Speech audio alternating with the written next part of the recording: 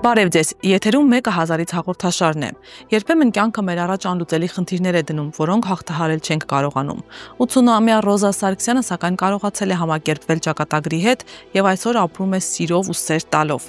Ռոզա Սարգսյանը շուրջօրյա խնամքի կենտրոններում բնակվող 670 շահառուներից մեկն է եւ պատրաստ է այսօր մեր տաղավարում խոսել վիճակագրական թվերից այն կողմ ապրած իր կյանքի եւ այդ կյանքի բարդությունների մասին, քանի որ թվերը լուռ են, իսկ մարդիկ ոչ։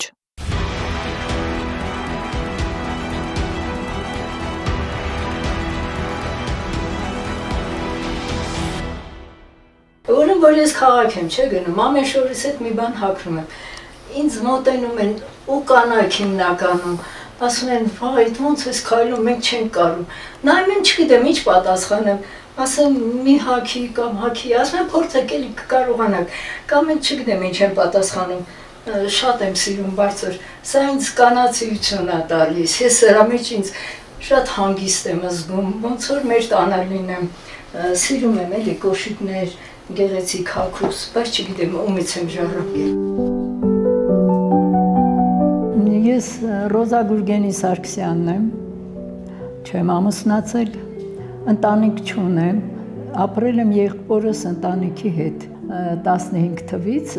ես հայտնվեցի Ծերանոցում ու ինձ համարեցի ամենաերջանիկ մարդը, որտեղ այդ ժամանակ ապրում էի ինստիտուտում, որտեղ աշխատում էի եւ ամաչում էի էլի, որ այդ մարդկանց ինձնից ոչ մի բարձ բան չէին վերցնում, շնորհակալություն իրանց, ու ես հայտնվեցի այստեղ, եթե առիթներ ա լինում, բարեկամների ծնունդ, կնուց, կամ ցավալի դեպք, կամ չգիտեմ, ես ասենք ուզում էի հիմա գնայի, հիմա չէ, բայց լսեցի, որ բանը Լուվրի թանգարանը բերել են պատկերասրահ, ուզում էի գնայի, բայց մտածում եմ Անահիտի գլուխը տեսնելու համար 5000 էր, հիմա ինչ կլինի, գուցե չկարողանամ գնամ, այտենց ասի կճշտեմ նոր կգնամ, թանգարաններ եմ գնում, մեկնումեկին էլ հետս եմ տանում, ամենալավագույնը օրվա ավարտին, ժամը 6-ի կողմերը, ես որևէ մեկի հետ կամ միայնակ իջնում եմ Մայրամաստվածածնի բակը, այնտեղ նստում եմ, կամ գիրք եմ կարդում, կամ հիանում երեխեք են վազվզում, մի ժամ այդպես նստում եմ, հետ եկեղեցին փակում են, ես էլ հետ եմ գալիս տուն։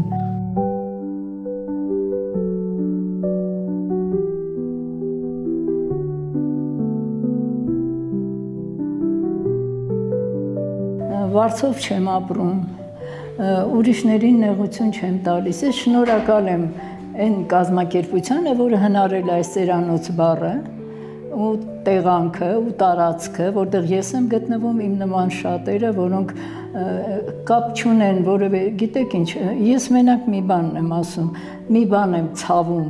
որ երեխա ունեցողներ էլ կան շատ։ Անկեղծ ասած, ես ինձ ստեղ շատ լավ եմ զգում, որովհետև իմ հետևից ոչինչ չեմ թողել, որ ափսոսեմ կամ համեմատեմ։ Հետևաբար սա ինձ համար թագավորական տեղ է։ Ես ինձ արքա եմ զգում ստեղ։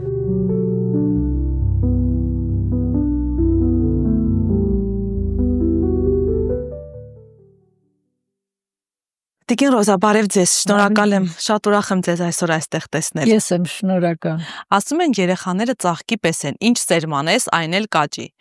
Ձեր մանկությունը ինչ որ պահից սկսել է շատ ցավոտ ու դաժան լինել, հա։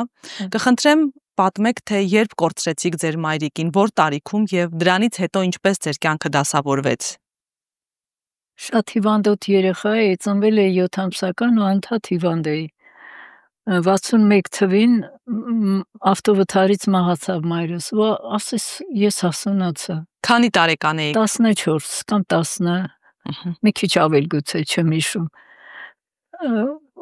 Բայց ես երեխա էի, այն ժամանակ երեխաները այդքան արագ չէին հասունանում, ես էլ որ հիվանդոտ էի, ինձ հետ ավելի նուրբ են վարվել։ Երևի մեծ եմ եղել 14-ից, հա։ Ու մայրս ոնց որ իր հետ տարավ իմ բոլոր ցավերը, մի անգամից հասունացա, մոռացա հիվանդություն, ամեն ինչ, ու անչափահաս տարիքից սկսեցի աշխատել։ Հացի գործարանում 3 սմեն, չգիտեի ինչ բան աշխատանքը, այդ հոսքագծեր, այդ ամեն ինչ, ինձ համար երազ էր թվում։ Բայց չգիտեմ, երևի նախախնամությունն էր, ինձ օգնեց, ես կարողացա պատվով դուրս գալի դժվարություններից, կարծում եմ։ Ում հետ էիք ապրում, ձեր հայրիկի հետ էիք ապրում։ Այդ ժամանակ հայրիկիս հետ էի ապրում, հետո երևի հորս էլ էր բախտ վիճակված, էլի դժբախտանար, ամուսնություններ եղավ մի քանի, վերջում մեկին իր երեխայի հետ եկավ հորս հետ եւ արդեն նա պատրաստվում էր երեխա ունենալ, ասելով որ հորս հետ է եղել ժամանակին։ Ու մի օր էլ արդեն ես սովորելու տարիքում աշխատելու հետ զուգահեռ սովորում էի հերթափոխային դպրոցում, Զեյթունում կար այդպիսի մի դպրոց։ Բայց հորս կին ասեց դու հայրդ պարտավոր չի քեզ պահի, դու արդեն մեծ աղջիկ ես, պետքա գնաս աշխատես։ Դե ես էլ լսեցի, որտեվ ես չեմ սիրում բանը ինձ մի անգամ են ասում։ Ու տենց դու չգնացի դպրոց, բայց ուսուցիչս Չոբայրյան ազգանունով մի տարիքով մարդ էր։ Լաց էր լինում, եկավ ասում է, ախր մի խոսքով գտնում էր, որ ես եթե սովորեմ, կարողա կարգին մարդ դառնայի։ Դե այդպես սովորեցի։ Կիսատ թողեցիք, հա, ուսումը։ Համարյա 8-րդ դասան չեմ ավարտել։ Չեմ ավարտել, բայց շատ եմ սիրում գիր, գրականություն, արվեստ, արվեստի մարդկանց պաշտում եմ, շատ եմ սիրում։ Ու այդ պահից սկսած հացի փռում աշխատեցիք, թե այլ աշխատանքի անցաք։ Հացի ցեխում աշխատում էի, բայց դա որ գործարան էր, ինձ տարան կանդիտերիայի ցեխ, այնուհետև տորթի ցեխ, հետո տեղից երևի լավ երեխա է, չգիտեմ, բոլորը ինձ գուրգուրանքով էին մոտենում, տորթի ցեխ տարան, որից հետո կարծեմ 65 թիվներ դա գործուղեցին որոշներին, ինձ էլ իրանց հետ Կիև, Լենինգրադ, Մոսկվա, այս ժամանակ արդեն երևի 20 կամ 29 մոտ տարիքում էի, ու իրանք ինձ այնքան լավ էին վերաբերվում Մոսկվայի փողոցներում, ես թանգարան էի վազում, իրանք խանութ, հետաքրքիր էր, մի խոսքով։ Փաստորեն ձեր խորթ մայրը այդքան էլ բարեհաճ չի եղել ձեր նկատմամբ։ Ինչպես է ձեր կյանքը անցել, հա, նրա ձեր պատանեկությունն է փաստորեն ավելի բարդ եղել։ Եթե կարելի է կարճ ասեմ, ինչը ստիպեց ինձ հեռանալ տնից։ Տնից հեռացել եք։ Այո։ Ես տնից հեռացա, աշխատանքի էի գնում, ամաչում էի, շատ ամաչկոտ էի, հատկապես ուտելու հարցում։ Հիմա էլ եթե տանը մենակ լինեմ, չեմ ուտի, կամաչեմ։ Թվում է թե պատեր ինձ մեղադրում են։ Մի օր այդ ցեխի պետը երիտասարդ տղա էր Թափալցյան ազգանունով, որտեվ տենց համանուն գրող կա, հիշում եմ իրան, անունը չեմ հիշում։ Ասեց, եթե դու առաջիսում ես ուտելու բան չի կարելի ներս բերել, բայց եթե դու չուտես, մենք չենք թողնի դու աշխատես, քեզ չենք թողնի։ Երևի խղճում էին գուցե ներքուս, չգիտեմ։ Դե որ տենց ասեցին, ինձ թվաց պարտադիր է ուտելը, առավոտը արթնացա, հորս կինը ճաշ էր, կար կացայի մեջ մի քիչ ճաշ, ես լցրեցի, տաքացրեցի, լցրեցի, երեխա ունեին իրանք արդեն այնքան էի սիրում, շատ սիրուն տղա էր, աղբերս։ Կինը շատ բոյով էր, նենց գեղչկական, տենց երեխուն գրկած մոտեցավ, գլխավերևս կանգնեց, ասեց, էդի մեյփաշ ճաշնամիկ էր։ Ասեցի, բանդեղ ասել եմ պտի ուտես, պատկերացրու իմ մի ամտությունը, ինքը ճաշը լցրեց վրաս, հայրս կողքը լրագիր էր կարդում, գնացած պապա, տես ինչ արեց։ Ասում եմ ոնդալագուտ, որ չի թողում դու էլ մի կեր էլի, այսինքն այդ խոսքը կնոջն էր ասում, ոչ թե պարզ էր, որ կնոջ վրա արդեն չէր կարողանում, որտեղ տարիքով մեծ մարդ էր, իսկ նա երիտասարդ կին էր։ Այդ տուն չգնացի, գնացի աշխատանքի, այնտեղ մի կին կար, դրոժավար էր, վերևի հարկում ինքը առանձին ազատ տարածք կար, որը կապ չուներ ղեկավարության հետ, ինձ տարավերև 2 օր ես տուն չեմ գնացել, տեղ եմ գիշերել, ինքը ասեց երեխա չուներ այդ կինը, դիմացի շենքում էր ապրում, ասեց որդե գրեմ, ասում Մարուսեցա չեմ կարող ես քեզ մամա ասեմ, իսկ դու դրա կարիքը ունես, մեծ եմ, ասում չեմ կարող, չեմ ուզում ձեր համար հոգս լինեմ, ասում տեսնեմ ինչ կլինի ինձ հետ, մենակ ասում եմ, եթե սենց կողքից նայում եք էլի շնորհակալ։ Հետո դե հայրս եկավ գործարան, պրախատնոյ կոչված այդ հատվածը, ասեց ձեր հետևից էր եկել։ Իմ հետևից կնոջ հետ։ Ասեցի պապ, չեմ գա, ես քեզ շատ եմ սիրում, բայց չեմ գա, որովհետև դու ինձ չես կարող պաշտպանել, նրան էլ չես կարող կարգի բերել։ Գոնե դու կարգին ապրի, ասեցի, ես կմնամ։ Այդ ժամանակ իմ եղբայրը ինձնից 5 տարի մեծ էր, գնաց։ Ներողություն, ձեր հարազատ եղբայրը թե խորթ մորից Խորթ մորիցը դեռ մեծ չէր, բայց շատ սիրում, մեծ Նաև հարազատ եղբայր ունեք։ Հա, ունեի ես հարազատ եղբայր, չար ավազակ էր, 5 տարի ինձանից մեծ էր։ Մորաքրոջս տանն էր մնում, չներեց հորս, որ ամուսնացել է ու չէր գալիս տուն։ 1000-ից 1 էր գալիս, ինձ տեսնում, տենց գնում էր։ Մորաքուրս եկավ, ինձ տարավ իրանց տուն։ Բայց ես արդեն աշխատում էի գործարանում, իմացան, տնօրենը մի շատ լավ մարդ էր, ասեց գնա ձեր մուտքից 2 հոգու ստորագրությամբ, որ քեզ հորդ կինը վատ է վերաբերվում, մենք քեզ բնակարան տանք, ասում եմ մամա չեմ, գնամ ասեմ հորս դեմ բողոքեմ, չեմ կարող, ասում եմ, չգիտեմ ինչ կլինի։ Տեսեք, ճակատագիրը լավ ա եղել, բայց ես չեմ հասկացել ամեն դեպքում։ Հետո մի օր Չափից դուրս պարզ եք եղել, մաքուր եք եղել։ Այո, ազնվությունը այն Նարդոսի, չգիտեմ, այդ հերոսներից էր, էլի, երևի, չգիտեմ, դրանք են ինձ դաստիարակել, մեր դասական գրողները ինձ դաստիարակել են։ Ես դաստիարակություն չունեմ ծնողների կամ հարազատների։ Բոլորը ինձանից սպասել են, զարմացել են, որ ես կարող եմ մի վատ բան ասենք, տեսել եմ, չեմ վերցրել, գցեմ ավելի հարմար տեղ։ Կարող է զարմանան, բայց չեն մեղադրի, հասկանում եք, ինձանից սպասում են այդ բաները, թե ինչի չեմ հասկանում, գուցե մի խոսքով Ձեր մորաքրոջ հետ ապրեցիք, այսինքն սկսեցիք ապրել մորաքրոջ եւ եղբոր հետ։ Չէ, եղբայրս էլի Կորեայի ձորում բնակարան ունենք, մինչև հիմա էլ ունենք, ով մտավ դուրս չի եկել։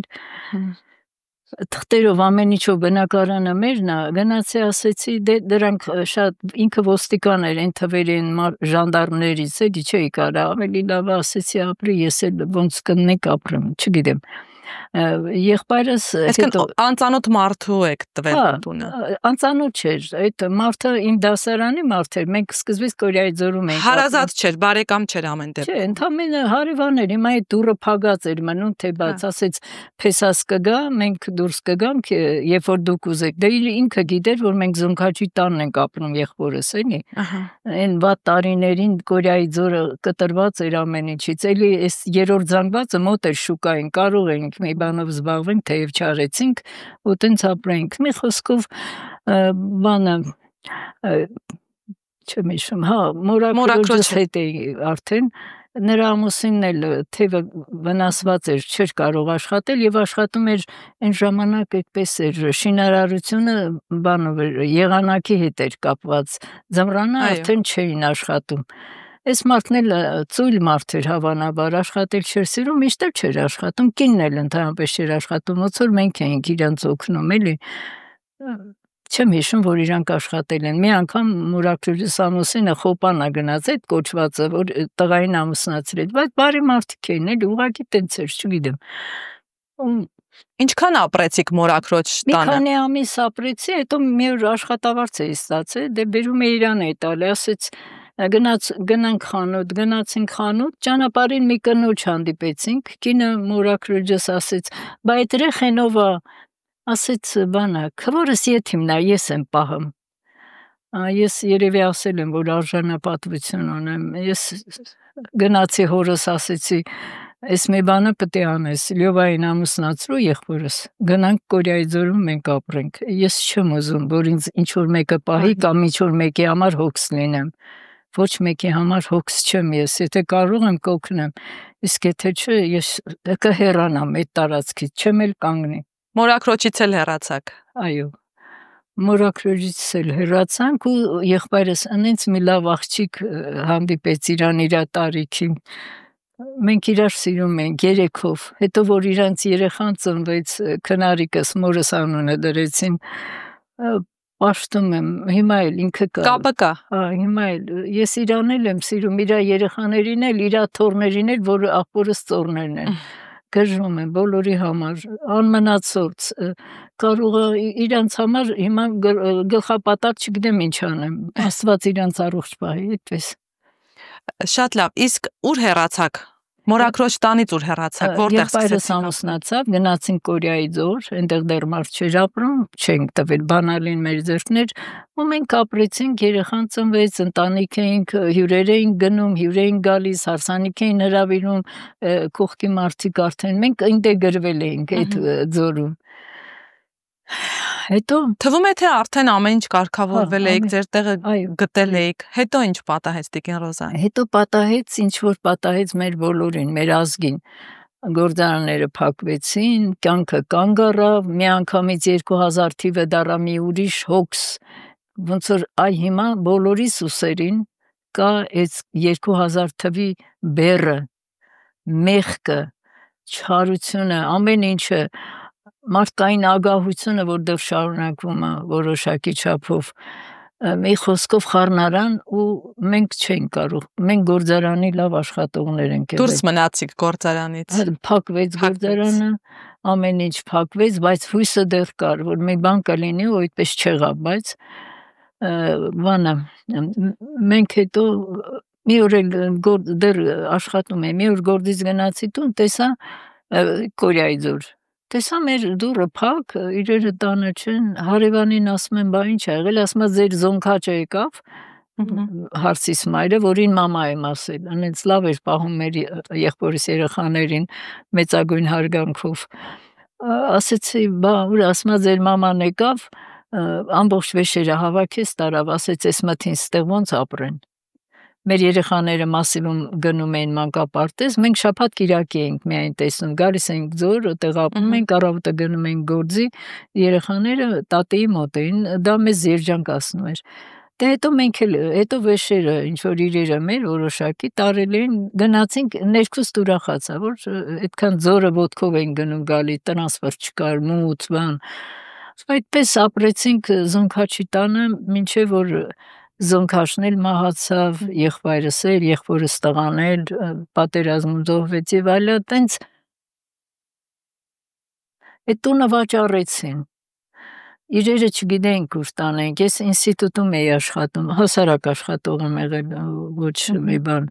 Խնդրեցի, ասեցին, ստեղ պահեստներում տեղ կա, բեր տեղավորենք։ Ու ես ինստիտուտում որ աշխատում էի, արենդատորներ կային, տղաներ, որոնք փայտամշակման արհեստանոցներ ունեին, մի օր դրանց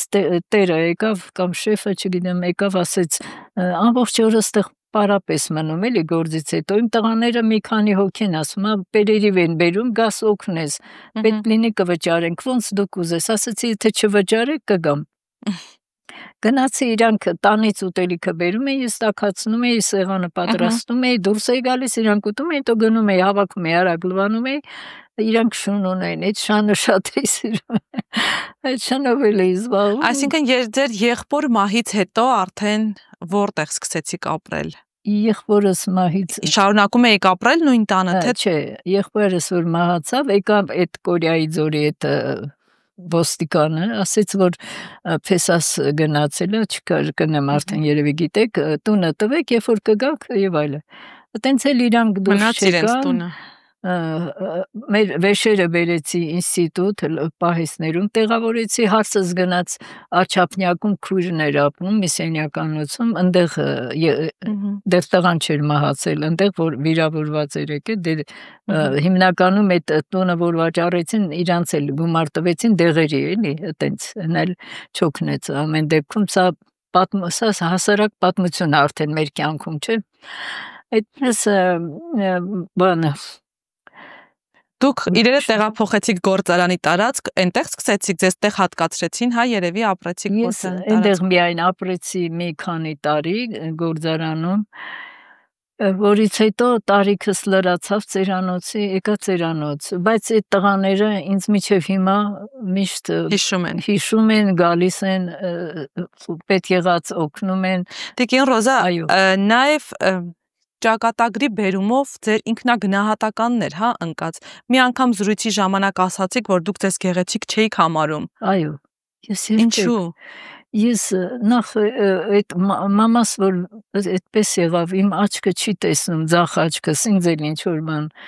բաժին հասավ։ Սթրեսից, ապրումներից, սթրեսից։ Չէ, բանը աչքս վնասված է, ասեց, չի տեսնում ինքը։ Հասկացա։ Ես դա դպրոցում եմ դեռ հասկացել։ Մի աղջիկ սենց բերում է ճյուղը ինչ-որ, մակարդ ես շրջում եմ, տեսնում եմ ու հասկացա, ես գնացի տուն, ասում պապա, ես չեմ տեսնում։ Այսինքն դրանից եք նաև կոմպլեքսավորվել։ Շատ, այո, ես որ ինձ ուզում էին լավ բան ասեն, կարծում էի ձեռ են առնում։ Թեև ես որ հայելու մոտ կանգնում էի, հասկանում էի, որ այդքան վատ չեմ, բայց մի անգամ ես մի ծանոթ կնոջ հարցնում եմ, ես որ քայլում եմ, այնտեղ աղջիկներ են գնում, ես էլ եմ այտենց երևում իրանց նման, թե ես նիվիսիմ կայում։ Սա ինչի համար եմ ասում, որտեվ չկար մեկը հարազատ, որ այդ հարցը տար, օրինակ եղբորս թորը մեր տան էր, աղջիկ էր շատ սիրում, բոյով, չքնաղ մի աղջիկ աննաս, բայց ես հայելին դնում էի իր առաջ, ասում էի, որ ծամոն ես ծամոն կամ ինչ-որ բան ես անում, հայելու մեջ նայ, թե քեզ դուր է գալի, շարունակե, թե չէ, ինքը շատ անմիջապես հասկանում էր, չի կարելի, մի խոսքով ես չունեի մեկը, բայց ես իրան ասում էի, որ դու շատ գեղեցիկ ես, Աննա ջան, շնորհքով, աշխատի հանկարծ բաներ թույլ չտաս, որ կորցնի քո հետ, մի խոսքով, ինձ ոչ մեկ չի ասի, ես չգիտեի ով եմ։ Իսկ ձեզ շատ է խանգարել այդ ցածր ինքնագնահատականը կյանքում։ Այո, շատ։ Ես միշտ մտածել եմ, այս ինչ որ լավ բան կա, իրան կարելի է, ինձ չէ։ Այդ համով բանը իրան կարելի է, ինձ չէ։ Ոչինչ որ ես շուտեմ, ոչինչ, ես կանեմ, դու մի արա, յանի քեզ չի կարելի։ Հիմա էլ ծերանոցում մի կին մոտս կային, որ տեսակ են ներքին, ամբողջ օրը պարկած։ Ասում եմ լավ քուրիկ ջան, մեկը պիտի իրանից հետո էլի անեմ, ավելի լավ է, քեզ դուր է գալի պարկելը, պարկի քուրիկ ջան, ես կանեմ, ոչինչ, ես չեմ հոգնում։ Կյանքումս չեմ հոգնել։ Տիկին Ռոզա, դուք շատ գեղեցիկ եք։ Նույնիսկ։ Այո։ Բացի արտաքին գեղեցկությունից, նաև ձեր հոգին է գեղեցիկ, հա, հոգու գեղեցկությունը եւս շատ կարեւոր է։ Դուք ինչպես եք կարողացել այդ գեղեցկությունը պահպանել։ Չգիտեմ ունեցել եմ թե չէ, բայց ես գուցե ձեռք եմ բերել ուրիշների սխալներից ելնելով։ Ես տեսել եմ, որ շարժումը գեղեցիկ չի, որ հագուստը դրան չի սազում, որը մի խոսքով այդ կան չէ վատ հատկություններ մարդու, որ ավելորդ քիթ փորել, չգիտեմ ես սա ասեմ, որ հասկանաք մոտավորապես ինչ եմ ասում, կամ նստելու ձևը, կամ եթե երիտասարդ էի, հիմա էլ եմ այտենց, եթե մեկը անցյալ օրը ես ավտոբուսի մեջ էի, գյուղից էի գալի, մեր երեխու կնունքներ, ես գալիս էի եկան մի խոսքով հիմա ճանապարհը փոխվել է բանով ձկնախանութից թեքվում է դեպի այդ Շիրակի փողոց այն ժամանակ ինչ էր հյուրանոցի մոտ այդպես է գնում Զաքյան պրոսպեկտ այտենց ես տեսա մի կին առաջի դռնից բարձրացավ ես էլ վարորդի հետ բարձր տեղը նստած եմ երեխան գիրկը վայ ասեցեք հաստատ գիտեի որ ոչ մեկը չի վեր կենալու այդ կինը տեսավ է, որ ես տատիկ եմ, ասես չէ, դուք նստեք, ինքը գնաց, այստեղից մի ուրիշ աղջիկ փորձեց վեր կենել, ասում եմ երեխեք ջան, ես չեմ նեղանում, որ դուք չեք վեր կենում, ես ուզում եմ, որ դուք հասկանաք, 2 րոպե հետո իջնելու եք դուք, ժամերով կանգնում եք, որտեղ պատահի, զանգը որտեղ խփում է հեռախոսի, չեք էլ նայում, անդունդի եզրին եք, թե ջրի ափին, որտեղ ասես կանգնում հեռախոս եք նայում, չեք կարող 2 րոպե կանգնեք, կինը նստի երեխան գիրկա, ախր դուք էլ եք վաղը մայր դառնալու, ձեր սենց բաներ։ Տիկին Ռոզա, երիտասարդ տարիքում եք միշտ սիրել գեղեցիկ հագնվել։ Այո։ Շատ մի բան ասեմ գուցե ամոթա, բայց ասեմ ես կարճ էի հագնում, այն ժամանակ մոդա էր, բոլորն էին հագնում։ Բացարձակ ամոթ չի։ Հա, ամոթ չէր, բայց բոլորին կարելի էր, ինձ չէ։ Ինչու՞։ Այսինքն թույլ չէին տալիս ձեզ։ Ինչու՞ չէր կարելի։ Չէ, գիտեք ինչ, դուք եք ձեզ, հա։ Ուրեմն ես բարձր էի հագնում, ինչպես միշտ, հագնում էի բարձր սպիտակ կոշիկներ, սպիտակ կարճ շոր կրիպլինից, այդ օրը ես հիշում եմ, մազերս միշտ շատ շքեղ եմ արել, չգիտեմ, բիգուդիների վրա եմ քնել, ոչ մի օր իմ մազերը տենց չի եղել։ Ու ես երևի այդքան դա շուկան դուք գիտեք, չէ՞, այդ շուկայի մոտ պետք է իջնենք, վարորդին ասում եմ, ստեղ կանգնեք, իջնեմ, խնդրում եմ, ասեց շուտ իջներ, էլի, դու իմ ավտոն չնստես, ասում եմ։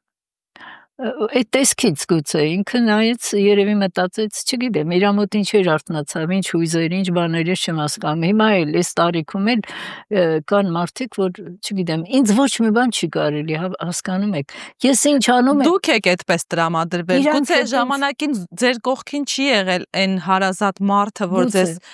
ձեր ինքնագնահատականը կբարձրացնի, ձեզ լավը կասի, ճիշտը, հա, ցույց կտա կբացատրի։ Դրա համար դուք չեք կարողացել երևի ինքնուրույն հաղթահարել այդ կոմպլեքսները։ Ես աշխատանքի ժամանակ մենակ ինձ լավ էի զգում, այնտեղ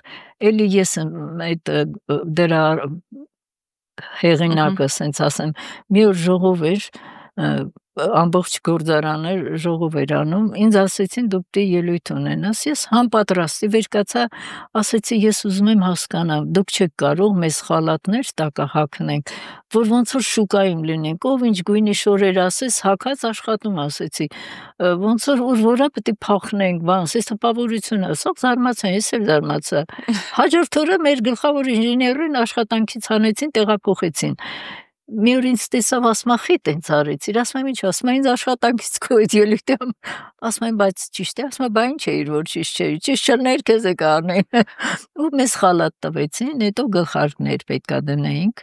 որտեվ եղել է դեպք կանվերային սիստեմ էր, կռացած ինչ որ մազերը քաշել էր ինչ որ մեկի, այդեն դեպքեր եղել, եւ ես չիմանալով այդենց ասեցի, ես չգիտեմ այդ որտեղից հնարեցի, ասեցի, չեմ իմանում ու այդ խալատները իմս միշտ կրախմալած կապտա սպիտակագույն անթերի, ես ունեի երկուսը, մեկը նստած աշխատում էի ուպակովկայանում, մյուսը կախած էր, հենց որ ինձ կանչում էին դուրս կամ մի բանի, ես այն էի հագնում, որ ճմրտված չլինի, այդ խոսքը միշտ ասում եմ նշանս հետ կտա։ Տիկին Ռոզա, ասում են ժամանակը այո բուժում է վերքերը, բայց թողնում է սպիներ, ձեր մեջ կան սպիներ, որոնք դեռ թարմ են, որոնք ձեզ ցավ են պատճառում, թե հաղթահարել եք այդ ամենը։ Ես հիմա էլ չեմ ես գիտեք, մեր մոտ 3 չափահաս, գուցե անց չափահասից աղջիկ ու տղաներ են բերել, որոնք մանկատնից են բերել, որոնք չունեն իրանց մտածելակերպը, ուղեղը այսքան է, էլի, երեխայի ուղեղը չեն հասկանում, ինձ որ տեսնում են, վայ, ծտերը եկան, ես մենակ եմ, չէ, իշնումա, ծտերը եկան, այդ ինչ սիրուն է, սենց բաներ ասում են մի աղջիկը, որը 34 տարեկան է, բայց որ նայես կմտածես երեխա, տղա էլ կա տենց, անցյալ օր եկել Ռոզա փլավ ենք ուզում, կտաս ուտենք, կամ ինչ-որ բան, որ հյուրասիրել եմ, այդ համը հիշում են, գալիս են այդ են ուզում, ես իրանց համար ամեն ինչ անում եմ, ինչ ուզում են ասեն, նրանք չեն հասկանում, ախր երանի չէին տա, որ իմ նման լինեին, բայց էլի ծերանոցում կամ մանկատնում, ու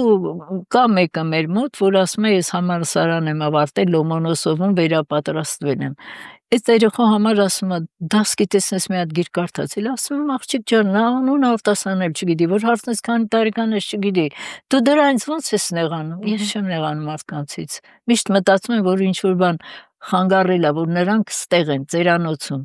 Տիկին Ռոզա, ինչպես եք հարմարվել ծերանոցում, խնամքի կենտրոնում, հայ ձեզ համար հեշտ է եղել, թե դժվարությամբ եք հարմարվել։ Ասեմ ոնց, ես որ եկել եմ ծերանոց, ես նաև աշխատել եմ, թողել են, այն ժամանակ ինտերնատ էր։ Այո, տոն ինտերնատը։ Այո, ես գնում էի առավոտ աշխատանքի, երեկոյան գալիս էի, ես ապրում էի մի կնոջ հետ, որին չեմ սիրել իր ամբողջ կյանքում, դա 8 համարի տրոլեյբուսի ռուս բեռան էր, որը հայհոյում էր, ցանկացած պահին ուղևոր էր, վարորդներ, իջեցնում էր շտանգաները, հայհոյում էր, տղամարդուն ման ասում էր դուրս եկեք, չեմ քշում, այս տեսակ կին էր, կանազ էր քշում, կանազ Մարքս մինչև այտենց, ու իրան գիտեի, որ տեսնում էի ինքն, ես էլ այդ տրոլեյբուսը չէի նստում, որտեվ այդ խուժան կնոջ չէի սիրում, պարզեց ու դրա հետ եմ ապրելու, ահավոր էր, սարսափելի հայհոյանք, բան, իմ փրկությունը, որ առավոտը գնում էի գործի, իրգունը գալիս էի, դուք ռուսների մասին արդեն գիտեք, այն թրջուններից, որ մի բան գցում ես բերանը, հանում է լուսաշխար, այտենց մի կերպ յոլա է գնում, առավոտ էլի գնում էի գործի, սա էր իմ ապրել, իջա մի օր տնօրենին խնդրեցի, ասում չեն կարա դրան օր, էլի դու յոլա ես ստանում, բայց մի օր ինքը դանակով հարցակվեց ին վրա, հարցակվեց, գնացի տնօրեն, ասում այդ գժի հետ ինչքան կարողանա, գիշ չի, ասի սխալվել եմ, պարոն, սխալ տեղ եմ եկել, ու դուրս եկա։ Սպասի տիկին օրես գնում էլի, քո հետ ինչ խոսամ, ու տենց այդ Բայց փոխեցին հետո, թե մինչև չէ, դե որ դանակով ինքը փորձեց։ Մի քանի ամիս անց մի եզդիկ ինկար, նամահացավ, այնքան աղոթող կին էր, ուղորմի իրան։ Պատուհանի գոքից բոլոր գնացող եկող մարդկանց աղոթում էր, միջանցքում աղոթում էր։ Մահացավ, իր տեղը ինձ տարան։ Փնթի սենյակ էր, կեղտոտ, բայց կարգի։ Ձեր սենյակը շատ մաքուր էր։ Այդ նույն սենյակն էր, այո։ Տիկին Ռոզա, մենք մանկությունը, պատանեկությունը անցյալը փոխել չենք կարող, բայց մենք ինքներս ենք որոշում ինչպես ապրենք ներկայում, մեր կյանքը ինչպիսին լինի ներկայում։ Եթե հասկանանք, իհարկե լավ կապրենք։ Դուք ինչպես եք ձեր առօրյան հետաքրքիր դարձնում։ Ասեմ, ես առավոտը որ արթնանում եմ, արագ սենյակը, դե ոնց է լինի, փոքր տեղա թափթփված ինչ որ բան, մաքրում եմ փոշիներից ազատում ամեն ինչ, խունկը վառում եմ ու գնում եմ բոլորի սենյակներին, սպասում են իրանք։ Ես երեք խունկ չունեի, մտածում էի գումարը չկար մոտս։ Գնացի, ասեցի հետ վերադարձինը կարող ա եկել, գնացի տեսա կար խունկ էլ առա բան ծածուխել առա, բան բերեցի, ուրախացա, որ առավոտը էլի պետքա գնամ, դուրը որ ծեծում եմ, ուրախանում են, որ գնում եմ, ու ամեն մեկին իր ձևով, ամեն մեկին ասում Աստված ձեզ օրհնի, սեր ունենաք, խաղաղություն լինի ձեր հոգիներում, Նաև ֆիթնեսի եք, չէ, հաճախում։ Ֆիթնեսի եք հաճախում։ Ֆիթնես էլ եմ գնում։ Այսօր այդ օրն էր, ես չգնացի եկա ստեղ, այդտեղ էլ պատահական սկզբունքով եկավ ասեց մեր բժշկուհին, ասեցի չէ, ես տարիքում ինչ գնամ, ամաչում եմ էլի, ասեցի գնամ ֆիթնես, հիմա պետքա ինչ շարժում էլ անեմ, ես գիտեմ, որ ինձ նայում են, ես դա գիտեմ, բայց ես ձևացնում եմ, որ չեմ տեսնում։ Ու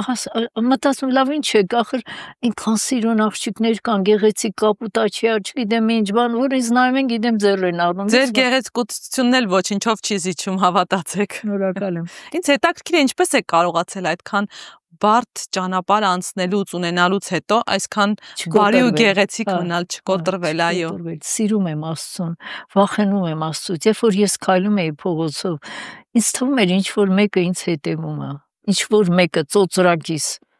Ես չգիտեի դա ով էր, բայց միշտ զգում էի, որ մի բան էր լինում, ասում էի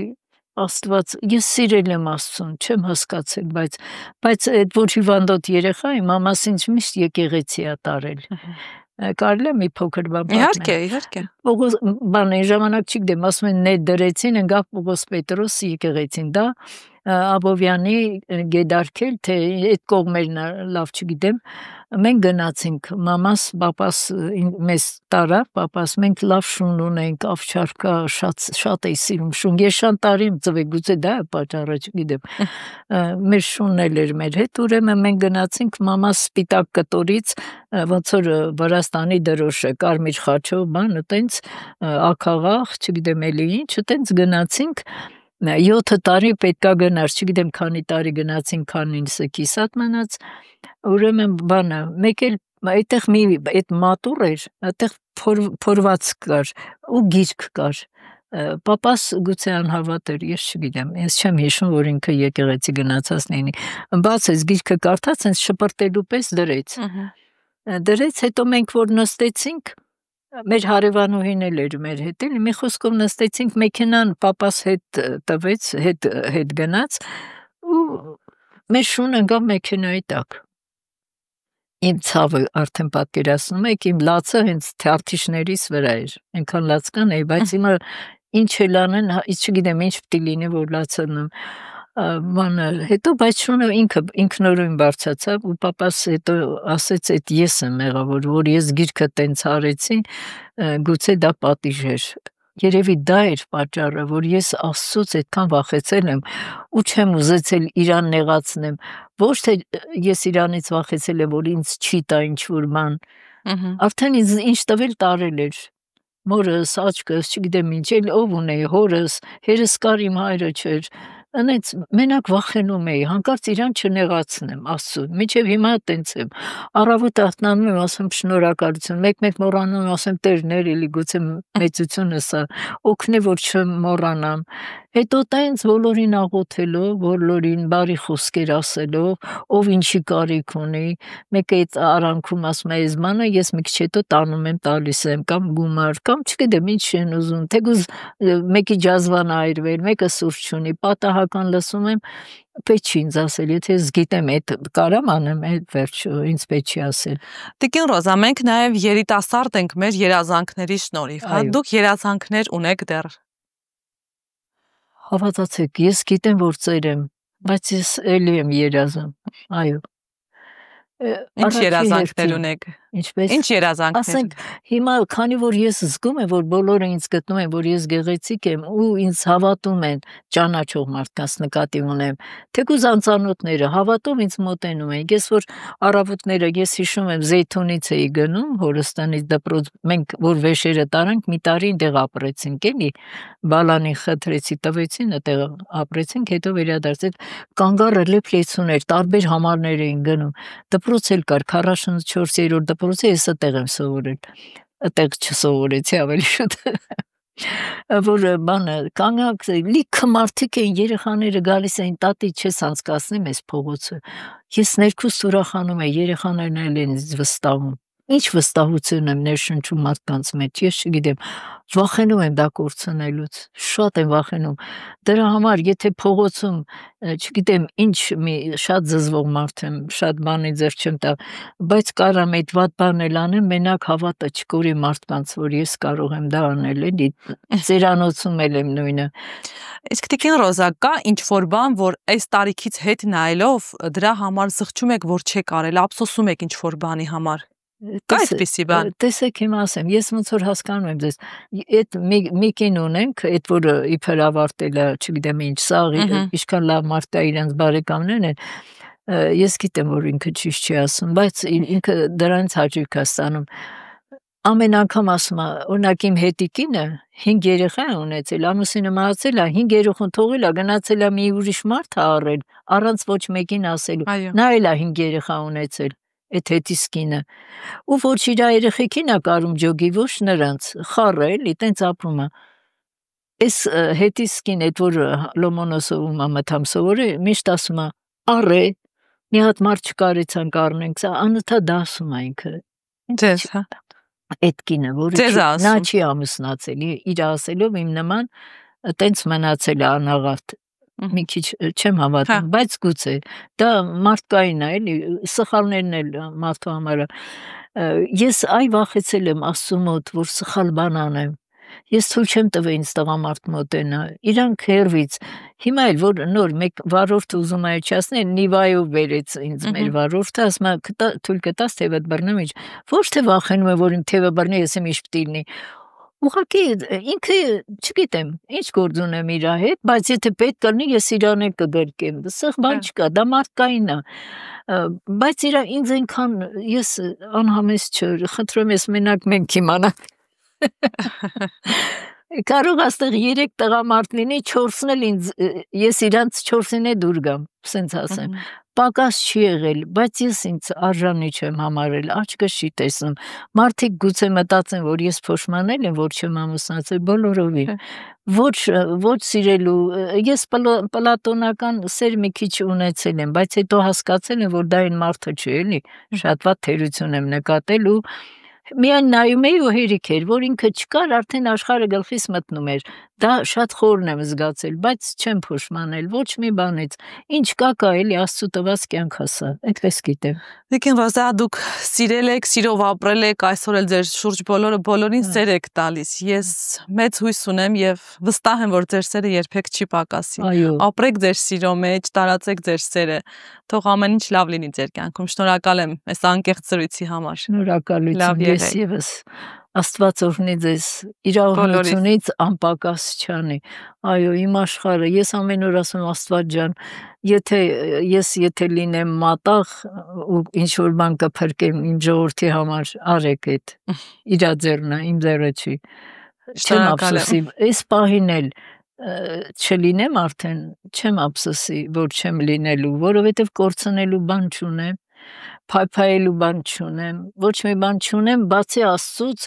եւ այս սերը, շատ սեր կա մեջս, լիքը բոլորին տալու, խնդրեմ, մարդկային ջերմ քրոջ, կնոջ, չգիտեմ, այտենց, բայց դե չգիտեմ, ինչ որ լինելու էր եղավ, էլի։ Շնորհակալ եմ շատ։ Ես էլ եմ շնորհակալ, առողջ ծերանակ։ Շնորհակալություն։